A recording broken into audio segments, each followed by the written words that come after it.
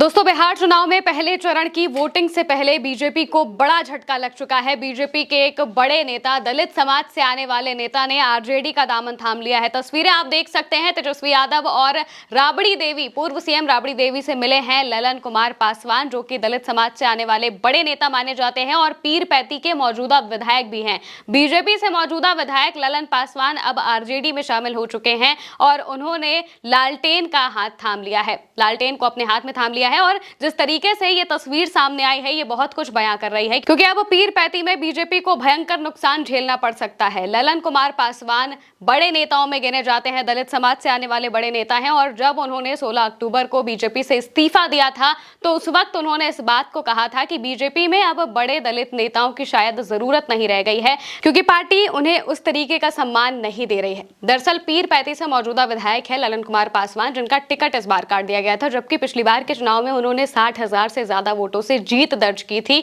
और अपने क्षेत्र में बहुत अच्छा जनाधार वो रखते हैं, उनको लोग काफी ज्यादा पसंद करते हैं। बताया जाता है कि वहां पर पीरपैंती में जो पासवान की आबादी है वो बहुत ज्यादा है, ज्यादातर जो पासवान बहुल जो वो सीट है और इसके अलावा वो एससी सीट भी है, यानी कि एससी आरक्षित सीट है। और वहां से आने वाले जब ललन कुमार पासवान का टिकट काटा जाता है तो वहां की जनता को भी ये बात बिल्कुल भी अच्छी नहीं लगती है और इसी वजह से उनके खिलाफ, बीजेपी के खिलाफ जो एक एंटी इनकम्बेंसी का फैक्टर था वो अब बनने लगा था। इस बीच जब ललन कुमार पासवान अब आरजेडी में शामिल हो चुके हैं तो जाहिर सी बात है कि वोट शेयर भी शिफ्ट होगा। बिल्कुल बहुत बुरी तरीके से जो पोलराइजेशन है वो होने वाला है और ललन कुमार पासवान की अगर हम बात करें तो 40 से 50% जो वोट है, वोट शेयर जो है, जो जनता है वहां की, वो उन्हें पसंद करती है और उनके पास इतना जनाधार है। इसके बाद भी बीजेपी ने जब उन्हें टिकट नहीं दिया तो जाहिर सी बात है कि उन्हें लगा कि नाराजगी होना जाहिर सी बात थी और जब वो नाराज हो जाते हैं तो उसके बाद इस्तीफा दे देते हैं। कई बार जो बड़े नेता हैं उनसे बात करने की उन्होंने कोशिश भी की थी, लेकिन किसी ने उन्हें उतनी तवज्जो नहीं दी थी, शायद इस वजह से, क्योंकि बीजेपी को पासवान नेताओं की इतनी जरूरत नहीं है अपनी पार्टी के अंदर, क्योंकि उनके पास चिराग पासवान ऑलरेडी हैं, एनडीए गुट में वो शामिल है और उन्हें लगता है कि चिराग पासवान के जरिए वो बहुत कुछ जीत सकते हैं। लेकिन अपने पार्टी के नेताओं की इस तरीके से अवहेलना करना, उन्हें उस तरह की इज्जत ना देना, ये जाहिर सी बात है कि जो पार्टी के कार्यकर्ता हैं वहां तक भी ये मैसेज पहुंचा होगा और ये मैसेज बहुत बड़ा है। दोस्तों, पिछले साल जब पीरपैंती की सीट पर चुनाव हुआ था तो आरजेडी के रामविलास पासवान को ललन कुमार ने 26,000 से ज्यादा वोटों से हरा दिया था और इस बार भी रामविलास पासवान को आरजेडी ने वहां पर अपना प्रत्याशी बनाया हुआ है। बीजेपी ने इनका, ललन कुमार पासवान का टिकट काटकर किसी और को प्रत्याशी बनाया है, जिस वजह से ही नाराजगी साफ तौर से देखने को मिल रही थी। और अब जब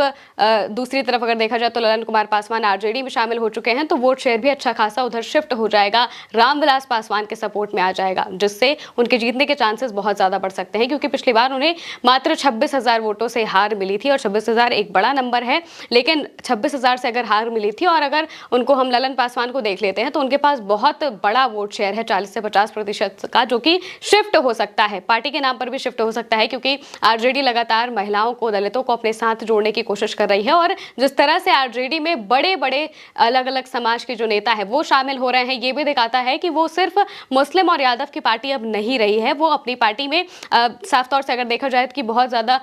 जो इंक्लूसिविटी है वो दिखाना चाहते हैं, अलग अलग समाज को रिप्रेजेंट करने के लिए काम करना चाहते हैं। तेजस्वी यादव भी जब इसीलिए अपनी रैलियों में जाते हैं तो वहां पर वो हर समाज के लिए बात करते हैं, हर वर्ग के लिए बात करते हैं, खासकर अति पिछड़ा और दलित के लिए बात करते हैं कि उनका हम हक नहीं मारने देंगे किसी को भी। इसी वजह से जब अब ये ललन कुमार पासवान उनके साथ शामिल हो गए हैं तो उन्होंने पोस्ट भी किया है, तस्वीरें पोस्ट करते हुए ललन कुमार पासवान ने लिखा कि राष्ट्रीय जनता दल का कारवा बढ़ता रहे, आज से मैं भी हुआ शामिल, तेजस्वी में बिहार बनाना है, हम सबने मिलकर ठाना है, तेजस्वी ही वर्तमान है, तेजस्वी ही भविष्य है। जय भीम भी लिखा है और तेजस्वी को भविष्य बताया, यानी कि वर्तमान में भी तेजस्वी ही बिहार को आगे ले जा सकते हैं और आने वाले भविष्य में भी वही एक बिहार के लिए बहुत अच्छा विकल्प साबित होंगे। आरजेडी की तरफ से भी तस्वीरें पोस्ट की गई हैं जो साफ बता रही है कि जब दूसरे चरण में यहाँ पर चुनाव होगा तो ये बहुत हॉट सीट में आ जाएगा, क्योंकि जिस तरह से ललन कुमार पासवान बड़े नेता गिने जाते हैं और बीजेपी को इससे बहुत बड़ा झटका भी लगेगा और जब वो आरजेडी में शामिल हो चुके हैं तो यहाँ का चुनाव खासतौर से देखने लायक हो जाएगा। 11 नवंबर को यहाँ पर वोटिंग होनी है और लगातार अब जो कैंपेनिंग है वो तेज हो जाएगी। तेजस्वी यादव भी यहाँ पर आ सकते हैं और बाकी ललन कुमार पासवान भी अब प्रचार करते हुए दिखाई देंगे, जिससे साफ पता चल रहा है कि बीजेपी को यहाँ पर बड़ा नुकसान हो सकता है। फिलहाल के लिए मेरे साथ इस खबर में इतना ही। आप देखते रहिए उल्टा चश्मा यूसी।